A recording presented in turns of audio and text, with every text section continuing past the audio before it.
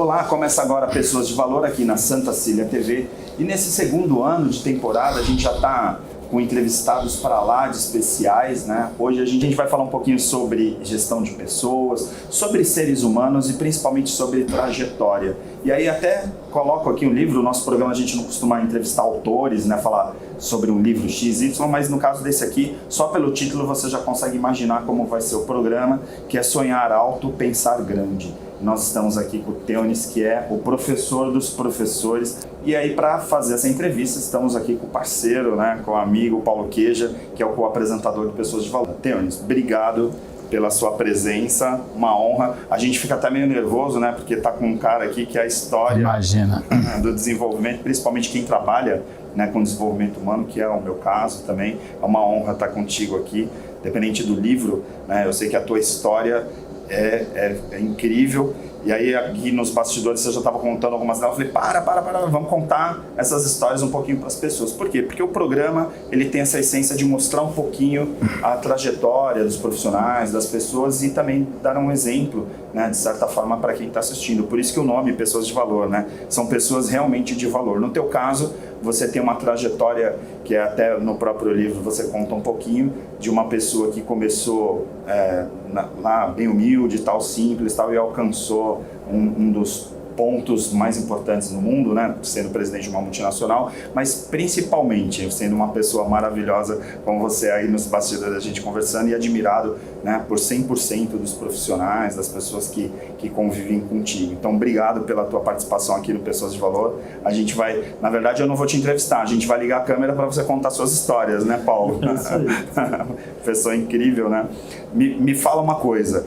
E eu queria começar já com uma provocação, a gente já preveniu essa provocação. Existe uma parte na hora que você fala, dentro de tantas histórias, que você fala sobre essa questão do teu DNA, né, do DNA de RH. E como que é essa tua visão, né, desse DNA? As pessoas que nasceram para lidar com outras pessoas, para cuidar de pessoas, isso é da essência delas?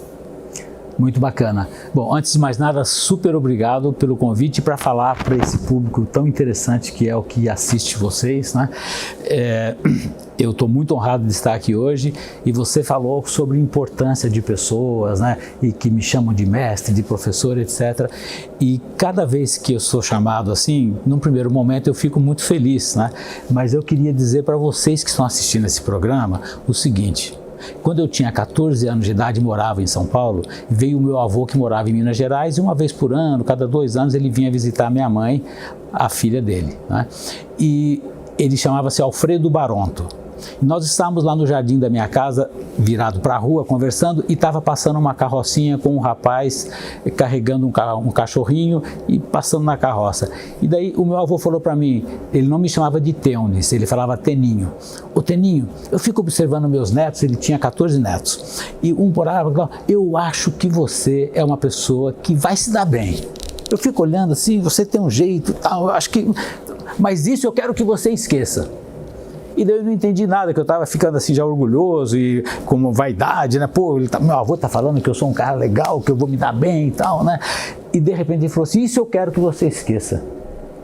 Não entendi, mas aí fiquei aguçado, o que ele vai dizer, né? Ele falou, olha, se um dia isso acontecer contigo, e você crescer, e você subir, você nunca se esqueça que a pessoa mais rica, mais poderosa, mais bonita, mais famosa, mais que existe no mundo, quando ela morre e dá 24 horas, ela fede igual o mais humilde que é aquele carroceiro que está passando ali. Então isso é um freio que eu tenho na minha vida, porque realmente o ego, a fama, a situação econômica pode mexer com a gente e você se transforma numa pessoa que não é do bem. Você deixa de ser uma pessoa original, você passa a ser um uísque paraguaio, né? Então eu tenho sempre esse cuidado. E voltando então à sua pergunta, né? Eu acho que... Na verdade, eu até já corto, né? Porque, assim, na verdade, o teu DNA vem lá do teu avô, então, né? Já vem do meu avô. Isso mesmo. Porque o teu avô já mostrou que era efetivamente um bom gestor de pessoas, que é tratar todo mundo igual, pelo menos, né? E que incrível, né? Eu nunca me esqueci disso, né? Quantas coisas ele me falou na vida, mas isto eu guardei, né?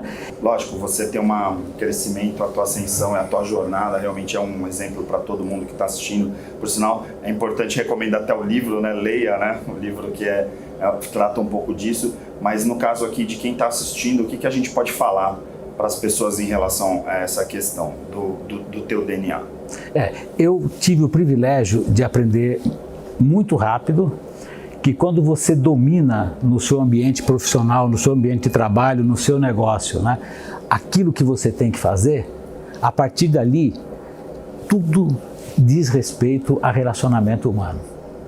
Pode ser o seu cliente que você telefona ou vai visitar, pode ser o seu colega de trabalho que tem uma interdependência contigo para fazer o trabalho, pode ser os acionistas da empresa. Acaba que é o relacionamento humano que faz o desafio ser um sucesso ou não.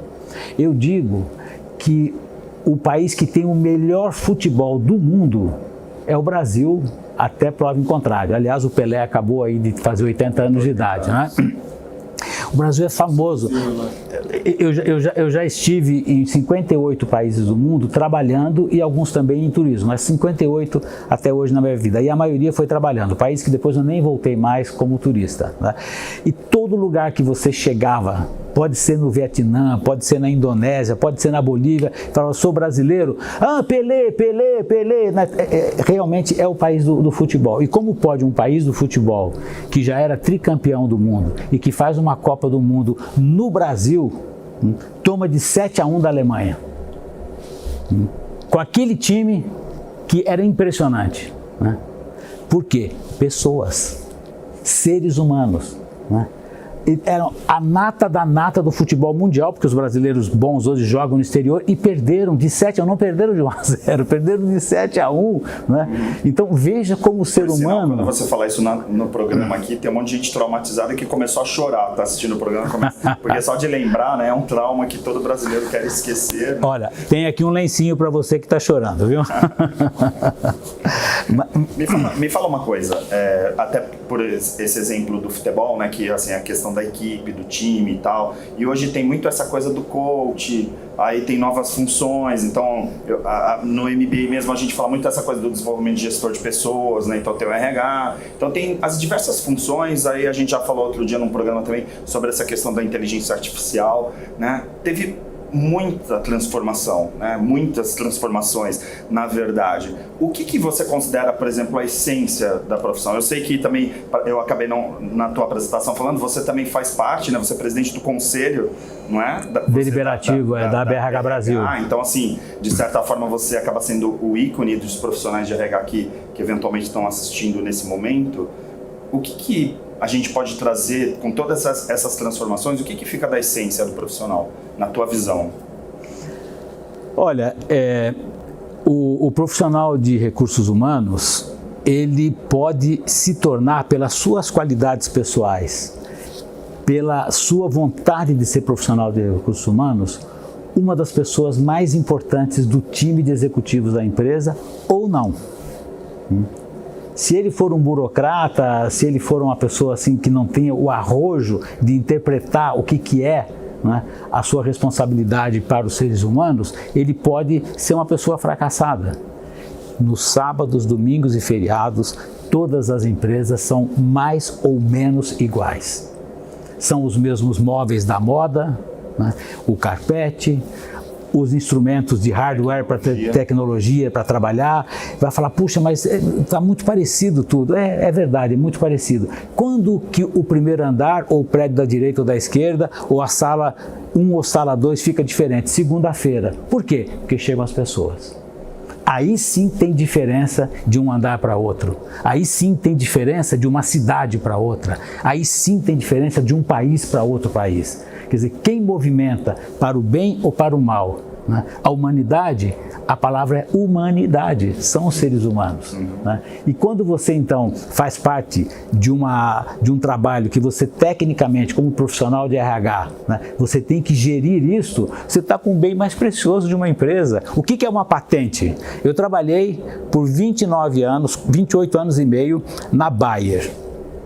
Uma empresa alemã fundada em 1863, eu não me enganei, 1863, e que chegou no Brasil em 1895. Para vocês lembrarem da data, tinha 6 anos que o Brasil era república. A Bayer já estava aqui no Rio de Janeiro trabalhando. Então, isso é um estado em si, né? É uma empresa centenária, né?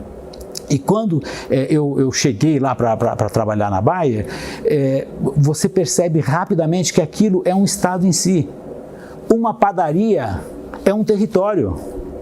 O dono da padaria, o seu Manuel, o seu Joaquim, né, os funcionários, o que vai trabalhar no forno, o que fica no caixa, aquilo é um time. Para dar certo essa padaria e você querer acordar de manhã e tomar o seu cafezinho lá naquela padaria, tem que ter alguma coisa que te atrai, né? E isto, quem que está por trás disso? É o seu Manuel, que é o dono. Numa empresa é o profissional de RH que tem essa coragem civil de dizer para o presidente, para os acionistas, está errado isso, não pode acontecer. Você tem que ter esse sentido crítico, né, para você fazer a sua empresa evoluir e se diferenciar das demais. Vou aproveitar o gancho. Por favor. E aí a diferença são as pessoas. E vem a diferença da pessoa Teunis. E aí quando a gente conhece o Teunis, trabalha com o Teunis, daquilo que se fala dele, vem a figura de fato, a pessoa de fato, que não só lidera a equipe, mas inspira a equipe. Como membro naquele momento, eu me lembro que você estava num momento de transformação, você tinha metas muito fortes e muito claras para a entidade naquele momento. E você imprimiu isso nos nossos corações. Foi algo assim... Eu não tinha visto esse tipo de forma de liderar. E o seu tamanho um pouco menor do que o meu em altura tornava você uma pessoa muito grande na prática. E quando você está falando assim, a diferença são as pessoas, eu quero saber dessa diferença. Como é que você faz, Teunis, para inspirar as pessoas? Porque se fala que líder de fato é aquele que inspira os outros a fazerem o que é necessário, mais ou menos assim. Como é que você faz isso? Como é que você consegue, na prática, eu digo que isso aconteceu não só comigo, mas todos os diretores regionais e vice-diretores na época eram unânimes nesse sentido, e também os diretores que trabalhavam juntamente com você na diretoria da BRH São Paulo, de quão inspirador, quão claro eram suas visões, como você conseguia passar com tanta clareza e compartilhava com a gente essas coisas de forma intensa. Fazia questão de participar das reuniões das regionais, presenciais, onde você estivesse, para falar com a gente, ou por toda a reunião, ou por um momento, no mínimo, para falar com a gente. Como é que você faz isso? Inspirar as pessoas a conseguir o resultado que você nos direciona? É uma pergunta muito bacana e eu tenho que ficar um pouco nesse foco da BRH, que é o exemplo que você deu. Eu acho que quando você tem uma missão a ser cumprida, né, a primeira coisa que você precisa fazer é reconhecer qual é o seu papel e qual é o ambiente. Quer dizer, qual é o campo de batalha, onde é que eu vou lutar, né? Tenho que olhar de cima, tenho que olhar de baixo, tenho que olhar do lado. Mas a gente realiza, mas realizar não dá para fazer sozinho, né? Você tem que você tem que puxar essas pessoas para você, né? Aliás, tanto para o bem como para o mal, né, os grandes avanços do mundo e também as grandes crises que tiveram no mundo foi porque líderes levaram as pessoas para o bem ou para o mal, né?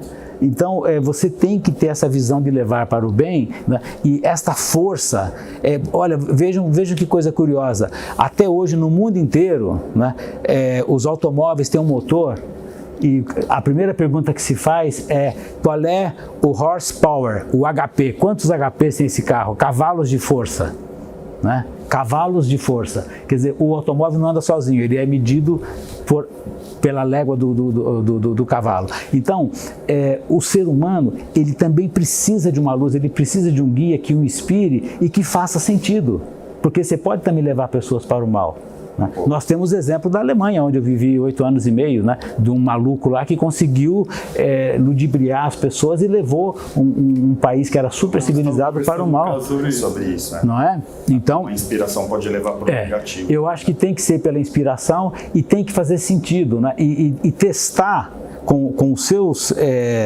liderados as suas ideias. Você não pode falar, vamos fazer assim. Não, você tem que ver se isso vai dar certo, porque às vezes tem uma pessoa que está caladinha ali, que levanta a mão e dá uma pergunta, nossa, nós não vimos isso, não é? Sim. Então, eu acho que é por aí. Vou chamar um intervalo, porque o programa é de meia hora e a gente vai fazer 1h30 de programa hoje especial, né? Porque tem muitas histórias aqui. Então, a gente volta num minutinho aqui na Santa Cecília TV.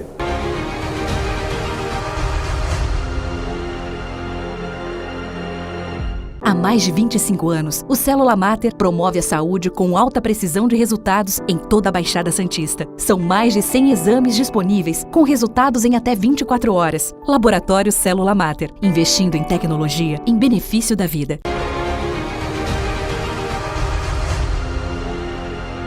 Estamos de volta aqui com uma entrevista para lá de especial. Tem alguns programas que a gente fala, esse programa tinha que ser 1h30 para dar certo, porque tem tanto conteúdo. Imagina um cara que é história, né, de realização, de sucesso, de tudo. E eu queria voltar aqui nesse bloco perguntando uma coisa que de certa forma é específica para os profissionais, né, de RH. Muitos professores, na hora que estão dando aula lá, comentam, né, muitas vezes você é citado, outros profissionais são citados por conta de ser referência mesmo, como você já falou no primeiro bloco, a gente falou que são pessoas que inspiram, né? E teve um momento que saiu lá numa reportagem e tal, que o profissional de RH vai acabar. E diz a lenda que essa frase é sua. E aí, você como presidente do Conselho Deliberativo da Associação dos Profissionais, que inspira os profissionais, vai acabar mesmo? Que história é essa? A manchete dessa entrevista que eu dei para um jornalista, né, saiu em letras garrafais. O RH vai acabar. Depois tinha uma vírgula e escrito em letra minúscula, da maneira como é feito hoje, né? Então, eu acho que é uma das profissões que mais sofre transformações. Essa mesma pessoa na época me perguntou, para você, quando é que nasceu o RH no Brasil? Eu não esperava essa pergunta, mas eu falei, eu acho que eu tenho a resposta. Para mim, o primeiro profissional de RH que teve no Brasil chamava-se Padre José de Anchieta, que desceu aqui no Brasil de uma caravela para catequizar os índios, para eles trabalharem para os portugueses. E não deu certo, né? Daí o Brasil começou um ciclo de escravidão, trazendo escravos da África, né? Uma época terrível no sentido assim, de força de trabalho escrava, né? Mas o Padre José de Anchieta era um selecionador e recrutador de pessoal. E qual que seria a próxima etapa do profissional de RH? Ele evoluiu muito, né, quando surgiram as leis trabalhistas no governo do Getúlio Vargas e que precisava de advogados para interpretar a CLT, a Consolidação de Leis dos Trabalhos, para aplicar isso nas empresas. Então, os advogados viraram grandes profissionais de RH, né. Depois teve uma fase que chegou a indústria automobilística no governo JK, do Juscelino Kubitschek, que o desenvolvimento industrial era tão grande e as pessoas que faziam pesquisa de salários e treinamento eram muito importantes na área de RH, porque tinha que estruturar isso na empresa para contratar pessoas, para treinar pessoas, né? E hoje teve a fase dos psicólogos, né, que ainda tem hoje uma boa parte, porque é o ser humano, é como tratar o ser humano, é uma fase muito rica do RH. E então, qual que é o RH do futuro? Eu vou dizer para vocês também fazendo um jogo, né? Eu digo que existem profissionais de RH que se sentem super eficientes, com vontade, com garra, porque ele é o gandula do time. Ele fica do lado de fora do jogo, assistindo, né? Quando a bola cai, ele com a maior eficiência do mundo pega a bola, devolve para o jogo, continuar, né? E pula quando sai o gol, mas ele está nessa função. Daí ele fica tão conectado que ele faz um curso e torna-se massagista do time. Daí ele ajuda os jogadores lá no intervalo, esquenta as pernas e tal. Ele é o RH. E depois ele ganha tanta confiança que ele vira cartola. Ele já vai envelhecendo também, daí ele senta do lado do presidente, fica assistindo o jogo da arquibancada, dá palpite, etc., né? Este profissional de RH, nessa analogia, acabou. Não existe mais. O profissional de RH hoje é um dos 11 que está dentro de campo. E eu arrisco dar um número de camisa para ele. Ele é o camisa 5. É o cara que passa a bola para o presidente, que articula o ponta direito, o ponta esquerda para fazer gol, para o time ganhar, volta, ajuda o goleiro para sair jogando com a bola. Né? Esse é o profissional de RH. E quando o time perde, ele é punido, ele não está fora da responsabilidade, e quando ganha, ele dá a volta olímpica segurando a bandeira e a taça junto. Esse, para mim, é o profissional de RH de hoje. Você que está achando que você tinha muito trabalho até agora, né? Diga não, você vai ter muito mais trabalho daqui para frente, viu? Camisa 5. É isso aí. Agora, fala uma coisa, como que um profissional de RH se torna CEO, né? Chega à presidência de uma organização? Porque, em geral, a gente sempre costuma dizer assim, o cara que vai chegar lá, em geral, né? Assim, o marketing, vendas, do comercial e tal. E aí o pessoal do RH, até dentro dessa linha que você vem comentando agora há pouco, né, que está lá no Gandula, em geral o Gandula não vai entrar em campo e nem ser o artilheiro, né, ou ser o técnico. Né? Como que é, no caso, essa tua experiência de ter uma visão, né, das pessoas de repente assumir, né, o cargo que você assumiu, principalmente nessa trajetória daquele menino que um dia ouviu do avô falando lá, olha, esquece isso que eu te falei. Você assumiu a presidência com essa frase do teu avô ainda? Muito bacana. Então, essa pergunta me leva até a uma certa assim, emoção, né? Porque eu comecei a trabalhar na Bayer em 1973, com 21 anos de idade, como assistente de recursos humanos. Todos os diretores da Bayer, eram 11, eram alemães. Eles não davam cargo de diretor para brasileiro. Isso não existia, e os brasileiros eram gerentes, né? De gerente para baixo, na estrutura organizacional daquela época, 1973. E eu comecei a trabalhar e constatei isso, ninguém falava, aqui só tem alemão, dali para cima, não. Toda sala que eu ia para pegar uma assinatura, alguma coisa, era um diretor alemão. Falei, eu vou embora dessa empresa. Pô, aqui não tem um futuro, eu não vejo um brasileiro. Daí comecei a perguntar, não, brasileiro não tem. Gerente para baixo. Né? E daí eu falei, não, mas espera aí, antes de eu fazer isso, eu vou começar a estudar alemão, porque esses caras falam entre eles, eu não entendo nada. E comecei a estudar alemão à noite no Goethe-Institut, aqui na esquina da Augusta com a Paulista, antes de ir para a faculdade, porque eu estudava à noite, fazia a faculdade à noite, administração de empresa. E um belo dia eu cheguei para o meu diretor alemão, que falava muito mal português, né? E cumprimentei ele em alemão pela manhã. Guten Tag, Herr Dr. Müller, wie geht's Ihnen? Bom dia, Dr. Müller, como vai o senhor? E ele olhou assim para mim, né, porque eu não tinha contato, estava estudando alemão. Eu falei, eu não vou aprender essa língua, depois vou contar que vou fazer, não vai dar certo, estou fora, né? E daí ele olhou e falou assim, o que ia acontecer? Baixar uma espirra de alemão em você? Eu falei, não, Dr. Müller, é que eu estou estudando já alemão um pouquinho e tal. Ele falou, onde você está estudando? Daí eu falei para ele, né? E ele falou assim, agora a Bayer paga você. E daí a Bayer começou a me pagar o curso de alemão, porque ele achou aquilo legal, de um jovem de 21 anos de idade estudando alemão, né? E eu comecei a estudar e gostava muito de estudar o alemão, e nisso começou a gerar uma aproximação. E um belo dia, agora respondendo claramente a sua pergunta, eu com 29 anos, esse Dr. Müller foi transferido para a Alemanha por aposentadoria, né? E o meu presidente na época, Rolf Löschner, que foi o grande mentor que eu tive na minha vida profissional, me chamou e falou assim, Theonis, você está com 29 anos, né? Eu falei, sim, senhor Löschner. Ele falou, eu vou te oferecer a função de sucessor do Dr. Müller. Eu olhei assim e falei, caramba, brasileiro, olha os defeitos, né? Brasileiro, 29 anos de idade, né? Não vai dar, né? Será que... 29 anos naquela época era muito novo. Garoto, né? Daí ele falou, só que deixa eu te dizer uma coisa, eu vou te dar essa função, mas você vai ter que ser chamado de gerente, a Alemanha não aprova te chamar de diretor, porque você tem dois defeitos. O primeiro é ser brasileiro, o segundo é ter 29 anos.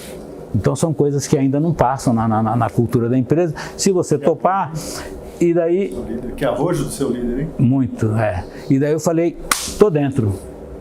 E com 34 anos de idade, eu recebi da Bayer um cartão de visita de diretor e uma carta de nomeação. Não mudou meu salário, minha sala, minha secretária, minha responsabilidade, mas daí eu fui o primeiro brasileiro como diretor da empresa. Perfeito. Assim que eu assumi a diretoria. E nós fizemos trabalhos revolucionários na época que a Bayer foi benchmark para a revista Exame, para jornais, a Gazeta Mercantil que existia na época, né? E, enfim, virou um case assim, muito interessante, não a minha pessoa, a área de RH da Bayer. Nós tínhamos uma equipe muito boa, pessoas brilhantes trabalhando comigo, que me ajudavam muito também, e a gente fez isso acontecer lá. Ele está respondendo aquela nossa pergunta lá que feita antes, né? A inspiração, né? Vocês estão percebendo? Ele não fala assim, eu fiz isso, não, eu tinha uma equipe maravilhosa, a equipe fez, não sou eu, sou RH, e ele comandava essa equipe. Essa é a diferença de quem inspira de verdade, né? E aí nisso você depois subiu para... Com 34 anos de idade eu fui nomeado então diretor, ganhei o cartão de visita, né, de diretor, e quando eu estava com 35, este presidente me perguntou, Theonis, o que você está pensando do futuro? E daí eu expliquei para ele qual era a ideia que eu tinha, porque na época o RH no Brasil era muito forte no ABC paulista. Sim. Porque ali estava surgindo o sindicalismo, tudo aquilo, e eu tinha umas paqueras assim de pessoas headhunters que falavam, você não quer ir para lá, para a empresa automobilística tal, e você na empresa alemã, lá tem empresa alemã também, e eu gostava muito da Bayer e não saía. E daí ele falou assim, você está nadando numa lagoa, o presidente da Bayer, eu vou te jogar no mar se você quiser. E se você não se der bem, morreu. Se você se sair bem, as coisas vão ser boas para você. Eu falei, o que é isso? Ele falou, eu vou te transferir para a Alemanha. Em agosto de 86, eu estava desembarcando na Alemanha com 3 filhas de 11, 10 e 7 anos de idade, minha esposa na época, e um cachorro, né? E fui ser gerente de produtos herbicidas. De RH para herbicidas. E lá fui eu. E fiz esse trabalho durante 2 anos como gerente de produtos de um produto específico herbicida para usar em soja, né? Na cultura de soja. Eu não vou falar agora para vocês do que se trata isso, mas é para matar ervas daninhas, que competem com as plantas que você quer que fiquem vivas e que deem produtividade. Depois que eu fiz isso 2 anos, eu fui para óxido de ferro. E nesse período a Bayer da Alemanha eu já estava desvinculado do Brasil, me contratou como um empregado alemão, né?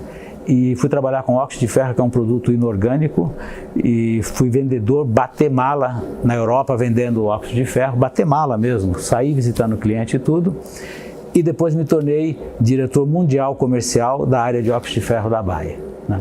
Daí eu voltei para o Brasil, vim ser diretor financeiro do Grupo Bayer aqui no Brasil e depois presidente da Bayer Polímeros.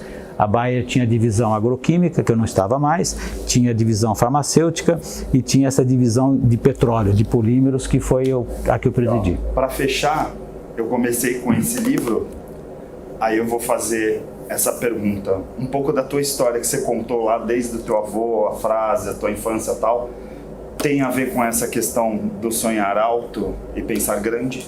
Resumidamente, o título do teu livro é essa tua essência?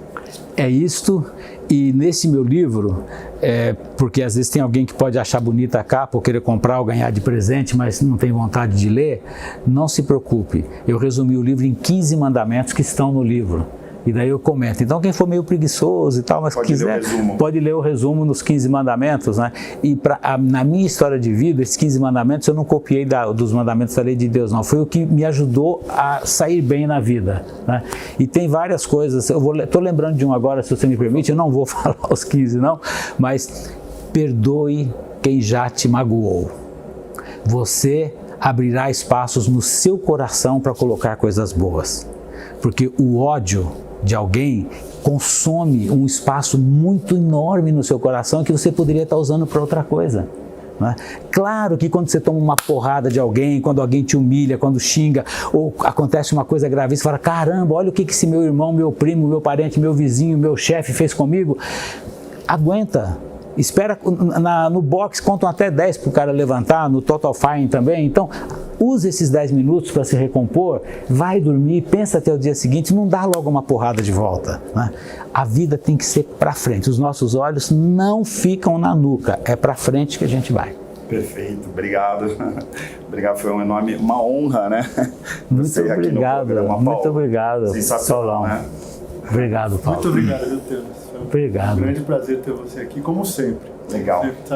E o bom do Pessoas de Valor é isso, né? A gente poder trazer, né, grandes nomes que a gente já trouxe ao longo dessa jornada, né, do programa, também começou bem pequenininho e hoje tem a extensão que tem, e aí nomes como o grande Teunis aqui do nosso lado acaba reforçando esse conceito de que a gente também está no caminho certo.